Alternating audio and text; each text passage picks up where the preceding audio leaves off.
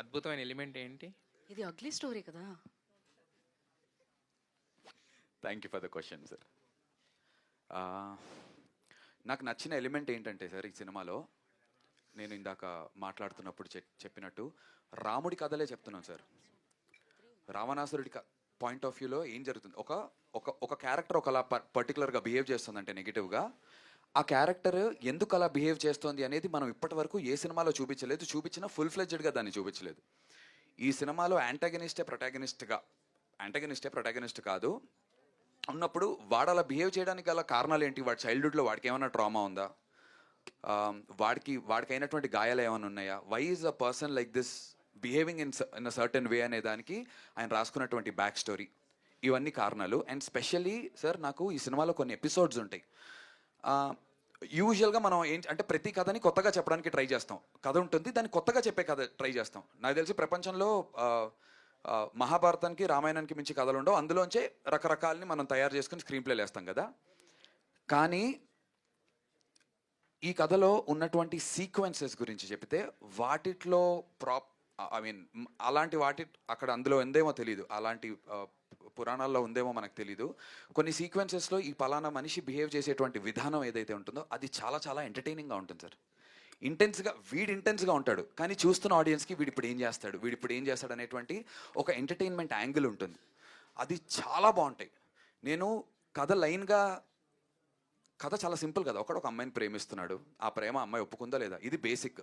కానీ వీడు ప్రేమించే విధానాన్ని ఎలా చెబుతున్నాడు అనేది ఎక్స్ట్రాడినరీగా మీకు ఎంటర్టైనింగ్గా ఉంటుంది. ఒక scene if I can say sir, Manish గారికి కూడా చెప్తున్నాను, రాజేష్ గారు మీకు కూడా I think you will like it కూడా అనుకున్నాను, జెన్యున్గానే చెప్తున్నాను సార్. ఫర్ ఎగ్జాంపుల్ ఒక సీన్ ఉంటుంది, అంటే వీడి బిహేవియర్ ఎలా ఉంటుందంటే ఎంత కొత్తగా ఉంది, అదొక్కటి చెప్తే మిగతా అన్ని సీన్స్లో మీరు రిలేట్ చేసుకోవచ్చు. హీరోయిన్కి చేయి కట్టే ఉంటుంది, హీరోకి ఏంటి వీడి ప్రేమ కదా, నన్ను నేహాకి ఏమైందా, హాస్పిటల్లో ఉంటారు, వీడికి లేటర్ తెలుస్తుంది, వీడు వెళ్ళాడు, నన్ను ఏమైందన్న నేహాకి ఏమైందన్న ప్లీజ్ నన్ను ఒక్కసారి వెళ్ళి చూస్తానన్న అంటే, రే అమ్మాయి రెస్ట్ తీసుకుంటుందిరా, అమ్మాయిని డిస్టర్బ్ చేయకు అని శివాజీ రాజా అంటారు. లేదు నన్ను ప్లీజ్ నన్ను ఒక్కసారి వెళ్ళి కలుస్తానన్న, ప్లీజ్ నన్ను, రే వద్దని చెప్తున్నా, ప్లీజ్ నన్ను ఒక్కసారి నన్ను నేహాకి బ్లడ్ అంటే నన్ను వద్దని చెప్పాను కదా, రే చెప్పా కదరా వెళ్ళి వస్తానే, వెళ్ళి చూసి వస్తా, మోసుకు కూర్చో అని కట్టు లోపలికి వెళ్ళండి, నేహ నీకు ఏమైంది నేహ పర్లేదు అని చెప్పి ఇక్కడ ఇందులో నేహ మీద ప్రేమ ఉంది, వీడి సైకాటిక్నెస్ ఉంటుంది. సేమ్ ఇదే వీడు తీసుకెళ్ళి ఆ హీరోయిన్ దగ్గర అప్లై చేస్తాడు. నేహ నీకు ఏమైంది, నీకు ఏం కాలేదు కానీ అంటే భయపడుతూ ఉంటుంది. భయపడక నేను నన్ను చూసి ఎందుకు భయపడుతున్నావు, నేను నీకోసం వచ్చాను అని భయపడుతుంటే, ఎందుకే భయపడుతున్నావు, నేను ప్రేమిస్తున్నాను కదా, భయం ఎందుకే, నీకు చేయి కట్టిందని నేను ఎంత ఏడ్చి అనుకుంటూ వీడి ప్రేమ చూపించే విధానం ఏదైతే ఉంటుందో సార్, సాక్షాత్వంగా ఉంటుంది చెప్పాలంటే, పైశాచకత్వం. సో నేను మీకు జస్ట్ బేసిక్ 1-2 చెప్పాను సార్. ఆ సీక్వెన్స్ ఒక 10 మినిట్స్ సీక్వెన్స్లో ఉంటాయి, అంటే ఒక 7-8 మినిట్స్ ఎపిసోడ్స్లో ఉంటాయి. ఒక చితిమంట ఎపిసోడ్ ఉంటుంది. ఆ ఎపిసోడ్స్ అన్నీ ఇప్పుడు కొంచెం అగ్లీగా ఉంది అనిపించవచ్చు, but when you're watching the film మొదటి 10 నిమిషాల్లో కార్తిక్ అనేవాడు కనెక్ట్ అయిన తర్వాత మీరు సినిమాని ఎంజాయ్ చేస్తారు for the way the scenes are written. నేను కథ అని చెప్పట్లే, మళ్ళీ కథ ఇలా ఉంటుందండి, ఫస్ట్ యాక్ట్ ఇది, సెకండ్ యాక్ట్ ఇది, థర్డ్ యాక్ట్ ఇది, పించ్ పాయింట్ 15 అవన్నీ చెప్పట్లా, సీక్వెన్స్లు అదిరిపోతాయి. ఆన్సర్లు ఎందు అయినందుకు క్షమించండి, బట్ అగ్లీ స్టోరీ ఎందుకు ప్రేక్షకులకి చూడాలనే దానికి దీని ద్వారా నేను చెప్పాలనుకున్నాను. బట్ అంటే ఇప్పుడు మీరు చెప్పారు రాముడు రావణాసురుడు కాన్సెప్ట్, బట్ రావణాసురుడైనా, దుర్యోధనుడైనా, కర్ణుడైనా ఇప్పుడు చెప్తున్న సినిమాలన్నీ కూడా ఎలా ఉంటాయంటే, ఫస్ట్ అలాంటి ఒక గ్రే షేడ్స్ చూపించి లాస్ట్లో వాళ్ళకంటే ఒక పాజిటివ్ జస్టిఫికేషన్ ఇచ్చాయి వస్తున్నాయి ఇప్పుడు సోషలైజ్ చేస్తే. బట్ రావణాసురుడి కిందే చూపిస్తే ఎంతమందికి నచ్చుద్ది అనేది కూడా ఒకటి ఉంటుంది కదా. డెఫినెట్గా ఆ పంచ్ అయితే ఆ రిస్క్ తీసుకున్నామనే చెప్తానన్నా. For that I have to thank my producers first. Director అంటే తను ఒక స్టాంప్ వేసుకోవాలనుకున్నారు. తన మొదటి సినిమాతో నేను అడిగాను, బ్రో మీరు ఏదైనా ఒక రామ్ కామ్తో చేసుకుని ఒక సేఫ్ గేమ్ ఆడొచ్చు కదా. లేదు బ్రో, నాకు నా ఫస్ట్ సినిమాతో వీడు ఒక డిఫరెంట్ థింకర్, వీడు ఒక డిఫరెంట్ మేకర్ అనే ఫీలింగ్ నాకు తీసుకురావాలని ఉందని ఆయన క్లారిటీగా ఉంది. ఆయన డ్రీమ్ని సపోర్ట్ చేస్తూ నేను కూడా ఇప్పుడు సాగర్ కే చంద్ర గారు చెప్పారు, ఇలాంటివి ఎవరు ఎంచుకుంటే బాజీ గారు చేసిన తర్వాత షారుఖ్ ఖాన్ గారికి ఎలా మారుతుందో అలా మారేటువంటి ఛాన్స్ అందుకుంది అని ఆ ఉద్దేశంతో నేను చేశాను. మా ఇద్దరు డ్రీమ్స్ని సపోర్ట్ చేయడానికి ప్రొడ్యూసర్స్ రావడం అనేది దానికి థ్యాంక్స్ చెప్పాలి. So it's a punch we're ready to take if it doesn't land well, but we're very confident it will land because emotions అంత స్ట్రాంగ్గా ఉంటాయి, స్పెషల్లీ అవికా క్యారెక్టర్ వల్ల. డైరెక్టర్ గారు మీరేదో అంటే స్టోరీ పెట్టడానికి అగ్లీ స్టోరీ లాగా పెట్టారు, కానీ మీరు మాట్లాడేదంతా కూడా చాలా బ్యూటిఫుల్గా ఉంది, ఫిల్టర్లెస్గా మాట్లాడుతున్నారు. ఈయన ఏం చేస్తారు అనుకుంటే 5 నిమిషాలకు పంచిస్తున్నారు యాక్చువల్గా. సో మరి అంటే ఇది సమ్మర్ సీజన్ బేసిక్గా అందరు హాలిడేస్. సో ఇలాంటి సీజన్లో జనరల్గా ఏంటంటే ఒక హై ఆక్టైన్ అంటే పెద్ద స్టార్ సినిమాలు కానీ లేదంటే కూడా కొంచెం ఒక మిడిల్ బడ్జెట్లో వచ్చినా కూడా ఏంటంటే ఇంటిల్లిపాది కూర్చొని చూసే అంటే హోల్సమ్ ఫ్యామిలీ ఎంటర్టైనర్స్ అంటాం కదా, అలాంటి వాటికి ఎక్కువ స్పేస్ ఉన్న ఈ టైంలో ఇలాంటి మిడ్ సమ్మర్లో మీరు ఇలాంటి సినిమాతో వస్తున్నారు. సో ఎంతవరకు మొత్తం టోటల్ ఫ్యామిలీకి ఫ్యామిలీ ఆడియన్స్ మొత్తానికి క్యాటర్ అవుద్ది అనుకుంటున్నారు? ఎలాంటి వాళ్ళు ఈ సినిమాకి రావాలి? ఒక్కసారి before my director says it, Trivikram గారి స్టైల్లో చెప్పాలంటే ఎండాకాలంలో ఐస్ క్రీమ్ ఎవరైనా తింటారు, మిరపకాయ బజ్జీ తినేవాడే రొమాంటిక్ ఫెల్లో. మాకు కావాల్సిన ఆయన అదే సార్ యాక్చువల్గా ఇది ప్రివ్యూస్ చేసాం సార్. కొన్ని ఎక్కువ ఫ్యామిలీ ఆడియన్స్ లేడీస్కి బాగా కనెక్ట్ అయింది అనమాట సినిమా. అంటే పెయిన్ అనేది లేడీస్ ఎంత ఫీల్ అవుతున్నారు వాళ్ళు, అంటే ఏ ఎమోషన్ ఎక్స్ట్రీమ్స్లో ఉండకూడదు కదా సార్. ఏ ఎమోషన్ కూడా ఎక్స్ట్రీమ్ ఎమోషన్ ఉంటే ఏమవుతుంది అనేది ఈ సినిమా చూసాం అనమాట సార్. ఇది సో ఫ్యామిలీస్కి లేడీస్కి ఐ మీన్ అందరికీ కనెక్ట్ అయ్యే సినిమా అనుకుంటున్నాను అనమాట నేను యాక్చువల్గా. నందు గారు హాయ్ అండి. Hi sir. ఇందాక బెక్కం గారు అన్నట్టు ఆ టైం పట్టొచ్చు, మంచి పొటెన్షియల్ ఉన్న యాక్టర్ అన్నారు. సో మీరు ఆ క్యారెక్టర్ చేసిన లీడ్గా చేసిన ఫుల్ ఎఫర్ట్స్ పెట్టారు ఎప్పటికప్పుడు. లైక్ సైక్ సిద్ధార్థ్కి వచ్చేసరికి అంటే అందరూ మీరు చేసిన గ్రౌండ్ ప్రమోషన్స్కో మేబీ అందరూ ఈ సినిమా బ్రేక్ పాయింట్ అవ్వాలని అందుకే అని గట్టి కోరుకున్నారు. బట్ అది అనుకున్నంత రీచ్ అవ్వలేదు. హోప్ఫుల్లీ ఈ సినిమాతో మంచి సక్సెస్ కొట్టాలి మీరు. Love you sir, thank you so much for the blessings firstly. Problem ఏంటంటే సార్, మామూలుగా it is not your anyone. మన మైండ్ సెట్ ఎలా అంటే మనం ఒక కంపారిజన్ చేస్తాం.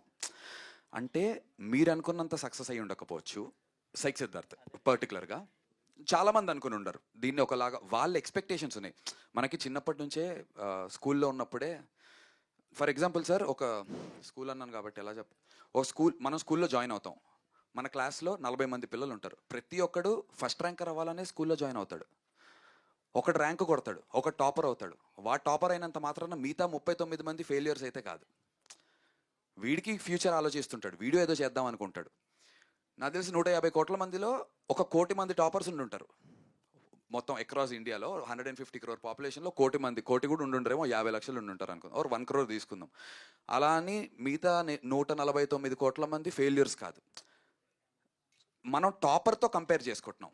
అంటే నా కేటగిరీలో ఉండేటువంటి ఇంకొక సినిమా ఎంత కలెక్ట్ చేసిందనే దాన్ని బట్టి మనం కంపేర్ చేసుకుని అది ప్రాబబ్లీ వీడిని ఫెయిలియర్ కింద చేస్తున్నాను. నేను పాస్ మార్కులు కొట్టాను సార్. నేను ప్రతి సినిమాకి నా వరకు నేను పర్ఫార్మెన్స్లో 35+ కొడుతున్నా. కొన్నిసార్లు 36 మార్క్స్ వచ్చి ఉండొచ్చు, కొన్నిసార్లు 40 వచ్చి ఉండొచ్చు. దండోరాకి ప్రెస్ వాళ్ళందరూ అయితే 100 out of 100 అన్నారు నాకు. కొంతమందికి అది ఒక 80 అనిపించుండొచ్చు. కొన్నిసార్లు డిస్టింక్షన్లో మార్కులు వస్తున్నాయి, కొన్నిసార్లు 36, 35 పడుతున్నాయి. కానీ ఏ రోజు యాజ్ అన్ యాక్టర్గా, యాజ్ అ పర్ఫార్మర్గా నేను ఫెయిల్ అవ్వలేదు సార్. సైక్ సిద్ధార్థ్ అప్పుడు కూడా ఒకటే చెప్పాను సార్, వీడు ఓడిపోయాడు అనే దానికన్నా వీడు ప్రయత్నిస్తూనే ఉన్నాడు రా. వీడు ఓడిపోయాడు అదే కదండి మేము చెప్పేది. అంతే సార్, అదే అందరూ అదే అంటున్నారు. అదే సార్, వీడు ప్రయత్నిస్తూనే ఉన్నాడు రా అనేటువంటి ట్యాగ్తో నాకు నా ఎండ్ కార్డు పడేంత వరకు నేనైతే ప్రయత్నం చేస్తూనే మీరు ఉంటాను. అన్నట్టు పాస్ మార్కులు కదా సార్, డిస్టింక్షన్ కొట్టాలి. పోనీ డిస్టింక్షన్ కొట్టాలి sir. Thank you for the blessings. ఆ ప్రయత్నంలోనే ఏమవుతుందంటే సార్, కంపారిజన్ వచ్చేసి మనం ఫస్ట్ ర్యాంకర్లతో పోటీ పడుతున్నాము, which is very obvious. That is how we are has humans. First rank ఎప్పుడు కొట్టాలి వీడు అని అందరు మీరు బ్లెస్ చేస్తున్నారు. అది చాలా అరుదుగా అందరికీ ఉంటుంది. అరే వీడు బాగా చదువుతాడు రా, కానీ ర్యాంక్ ఎందుకు రావట్లేదు అంటున్నారు మీరందరూ.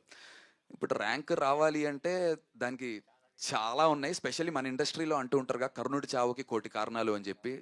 ఒక కారణం మాత్రమే నేను సార్, మిగతా 99,99,099 కారణాలు రకరకాలు ఉంటాయి.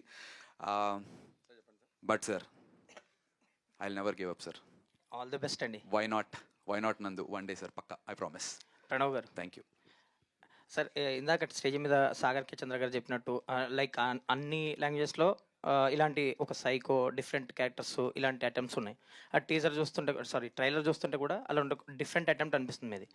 అండ్ ఏదైనా ఇన్స్పిరేషన్ కానీ లైక్ ఏదైనా స్ఫూర్తి కానీ ఉందా మీకు? ఎందుకంటే తమిళ్లో కూడా ఒక ఫిలిం ఉంటుంది ప్రేమ చదరంగం అని, తెలుగులో డబ్ అయింది అది. Like Bharat cinema, Vishal, Reema Sen. అంటే అమితంగా అమ్మాయిని ఇష్టపడి ఒక సైకోలో బిహేవ్ చేస్తుంటాడు. సో అలాంటిది ఏమైనా ఇన్స్పిరేషన్ ఏమైనా ఉందా మీకు ఈ స్టోరీకి మీరు రాసుకున్నప్పుడు? కానీ ఇన్స్పిరేషన్ ఏం లేదు సార్ దీనికి. అంటే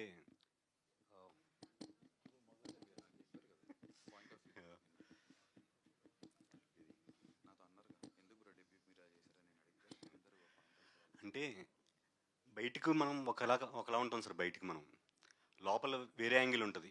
అది మనం సొసైటీకి భయపడి పక్కోళ్ళు ఏమనుకుంటారో ఏంటో అని చెప్పి మనలో ఉన్న క్యారెక్టర్ అంతా లోపల పెట్టేసుకుంటాం. సో ఈ క్యారెక్టర్ ఎలా రాసుకున్నాం అంటే ఆ క్యారెక్టర్ వాడు లోపల ఎలా ఉండాలనుకుంటాడో బయటికి ఆడి లవ్ని అలా చూపిస్తుంటాడు అనమాట సార్ యాక్చువల్గా. సో అదే ఆలోచించి, అంటే అందరూ హీరో స్టోరీస్ చెప్తుంటారు, విలన్కి కూడా ఒక స్టోరీ ఉంటుంది. వాడు కూడా మన సొసైటీలో మనతోటి తిరుగుతుంటాడు. వాడి పెంపకం బ్యాడ్ అవ్వచ్చు, లేకపోతే వాడితో ఉన్న వాడికి